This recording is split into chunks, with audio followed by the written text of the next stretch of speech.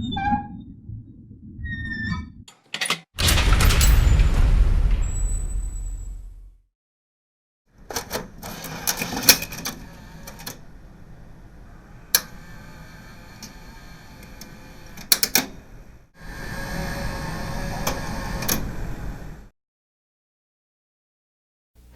going to check the hot temperatures, making sure the food they have is hot. Good morning. In the hot temperatures, I want to see a temperature of 150 or higher. And you can see we're up to 180, so that this is fine. Using an alcohol wipe to clean the thermometer between temperature checks, Dennis Vlasic randomly checks all food vendors at the Meyer Festival grounds. He's like a detective, concerned about food storage, preparation, and handling, plus general cleanliness of the site and its workers. We make sure that they are having sanitary conditions, that they're holding the food outside of the danger zone. Cold food must be kept at 40 degrees or less, hot food at 150 or better. And we also check the food on reheating to make sure they're reheating it rapidly and up to 165 degrees before placing it into a hot holding unit. We check the general habits and hygiene of the food service workers to make sure they have hats and hairnets on, make sure their hands are clean, free of any cuts or sores. Inspectors say they find few major problems, that vendors are as anxious as they are to offer safe as well as appetizing snacks and meals to the people who line up at their serving windows. As the inspectors work behind the scenes to make your visit a pleasant one, they also look out for the welfare of the workers, while always being on the lookout for potential problems. We're looking at how the food is being prepared, how it is being held, and how it is being served to the public. So the public can have confidence when they go to a festival, because the health department inspectors are checking the food and how it is being prepared. And also the food handlers, how they are handling the food with their hygiene and habits. And while I'm in here, I'm making sure that the people all have hair restraint on, either a hat or some hair nets, making sure people aren't touching their noses, scratching their face or their hair, and if they do, we need to have them wash their hands again. And I just saw a gentleman touch his hair, we need to have him wash his hands. Before you touch any food, can you just go back and wash your hands? Because you touched your hair, can you just wash your hands again, please? You might wash that food down with a beer or a soft drink or perhaps some water. And that's another important area of surveillance by the Milwaukee Health Department. Health Department water detectives can also be found performing routine testing of the festival grounds' water distribution system. This morning we're sampling 9 different sites around the Summerfest grounds, obtaining water samples, testing the water for pH, total chlorine, and temperature. Samples are taken at about 24 special outlets. Inspectors check temperature, chlorine, and acidity levels. Water spigots are then heated to prevent contamination of a sample that is taken back to the lab for bacterial analysis. We'll generally conduct routine monitoring of the water, sort of public health surveillance of the water system during all of those festivals, and that occurs weekly and sometimes on weekends, depending on the duration of the festival. Officials say these routine inspections haven't turned up any serious problems, but the festival grounds is ready to respond if one occurs. Oh, absolutely. And in fact, we've incorporated at the festival, just as a precautionary measure, a flushing schedule so the lines are flushed weekly, and also some a booster chlorination system or disinfectant system in the worst case scenario in the event we did get a positive sample. The Health Department's Bureau of Consumer Protection and Environmental Health is responsible for checking festivals at Meyer Park, at churches, at street and block parties. Testing is not as frequent for church and street festivals. It isn't a matter of so much of a water quality monitoring. Unless we receive a complaint or a concern from a citizen within the community, our role for other street festivals, church festivals, tends to be more enforcement of nuisance ordinances around noise, light, and also we conduct inspections routinely of the food vendors on the site as well. And it doesn't matter if you are a volunteer worker, the rules for food handling are the same. They have to abide by the same rules as any other restaurant or food service in the state of Wisconsin. We have a harder time there because they are volunteers. They're not familiar with the food service industry. So we try to have these little mini training sessions when we issue a license. They should call up the health department. The central number is 286-5746 to get a hold of a health department inspector and have that health department inspector talk to the group that will be handling the food at the festival.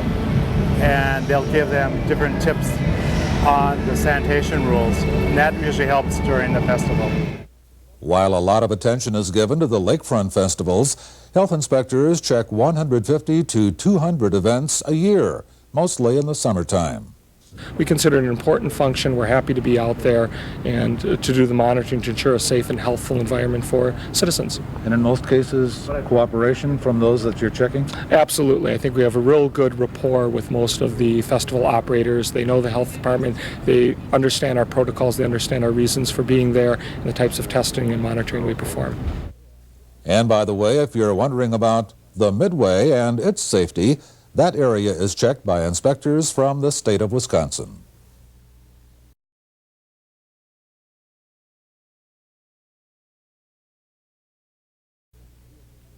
Milwaukee operates one of the largest vehicle fleets in southeast Wisconsin.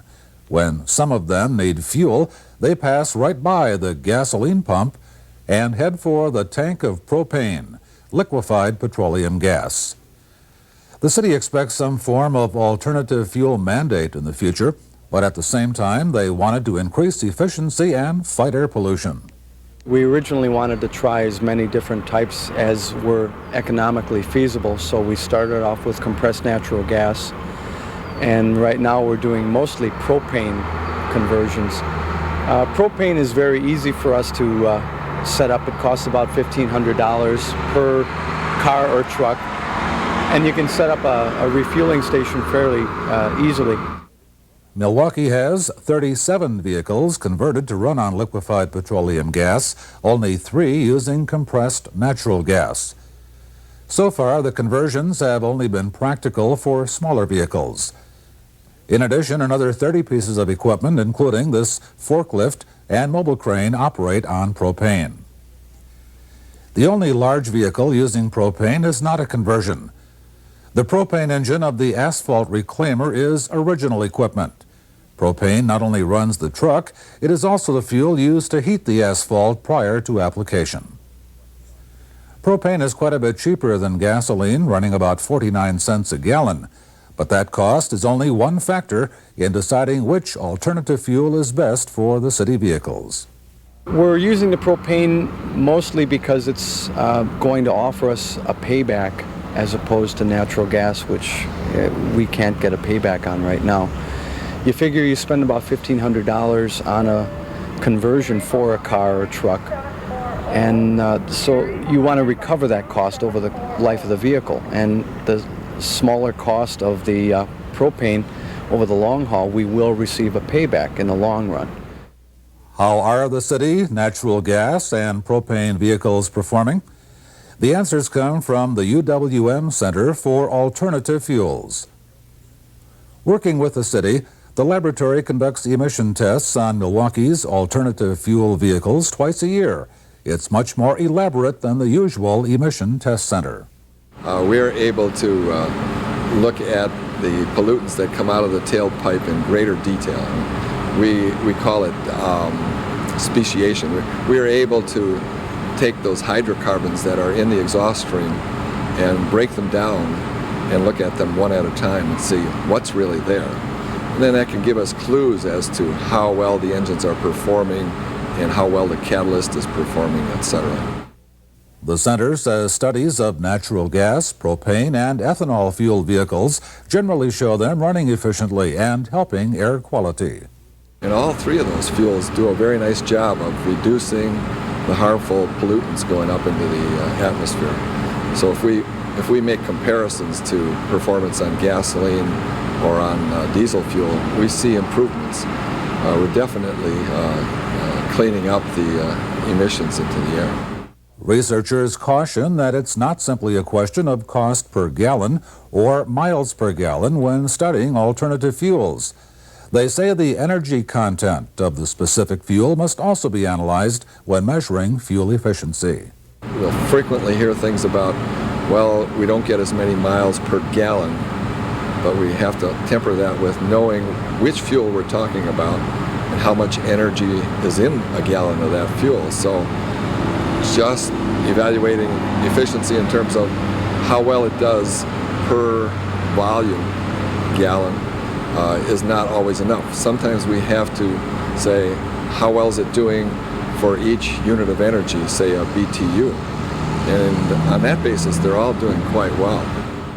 We will probably be seeing more alternative fuel vehicles in the city fleet in the years ahead, and perhaps among the general population as well. Federal clean air laws may at a future date mandate the use of the less polluting alternative fuels. Milwaukee is one step ahead of the game. Number one, we have an environmental friendly administration, which is supporting us in this. We're also getting some assistance from the state in the form of matching grants.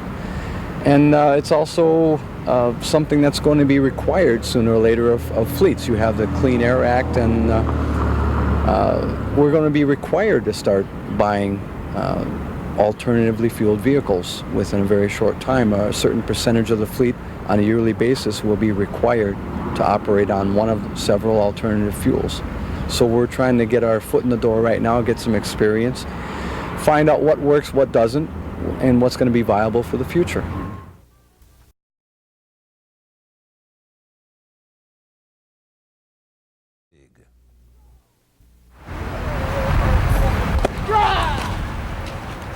Milwaukee police hope that if these kids strike out, it will be on the baseball field, not on the streets of the city under the influence of drugs and gangs. The Police Athletic League takes energetic, active young people and directs their energy in constructive ways. It's unique among youth programs, adding police officers to the mix. With almost daily positive contacts, the officers become coaches, teachers, and friends, working to fill playgrounds, not prisons. What this program is designed to do is for police officers who take their own time when they're off duty to come back and volunteer and give back a little bit to the city. And it gives them an opportunity to just work with these kids and show them that police officers do not just run around arresting and putting people in jail and incarcerating people, that they are real people who care about the kids of our community. So by coming out being volunteer coaches, mentors, or just being a friend of the kids, this is their way of giving something back to the city. Look for the good one, look for the good one. Police Officer Malcolm Blakely and Officer Craig Dampier are among more than 100 police officers who volunteer their time for the Police Athletic League. The department says it's one of a number of ways police reach out to children, showing the youngsters that there are options in life and that their lives are important. It keeps kids busy during the summer instead of like they just stay home all the time.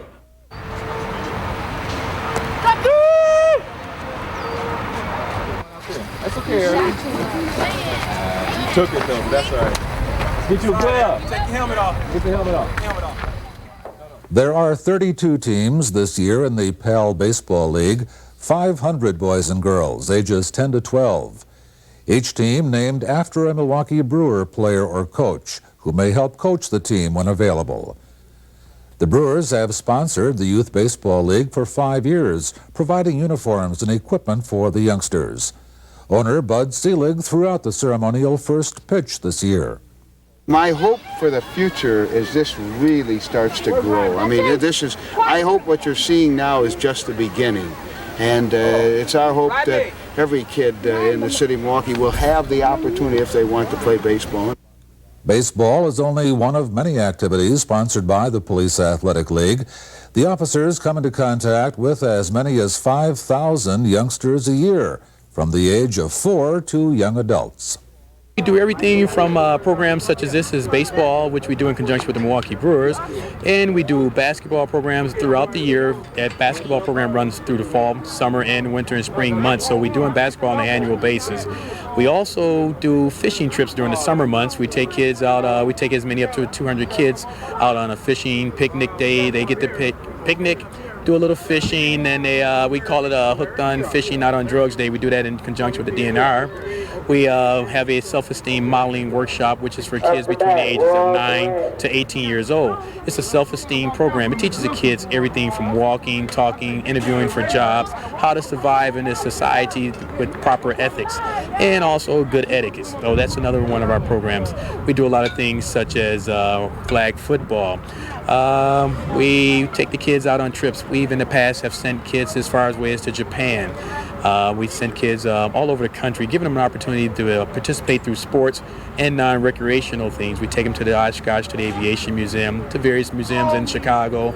So just a broad range of things, and even scholarship programs that we get our kids involved in. You can help the police help our kids.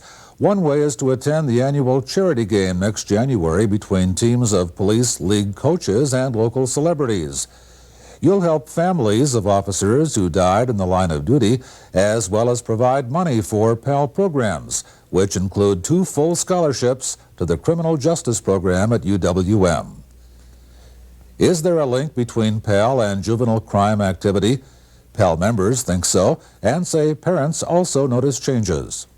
The parents are seeing a difference in some of their children, where the children are not as tense as they used to be. They're tense in being competitors, but not tense in being kids who would probably go and get in trouble maybe. These kids are very receptive now to the officers. They, instead of running from the policeman or we're the boogeyman, now we're the friend. My coach is a cop, or, do you know Officer so-and-so? These kids are now more happy to be involved with our law enforcement in a time where you would think kids wouldn't want to be.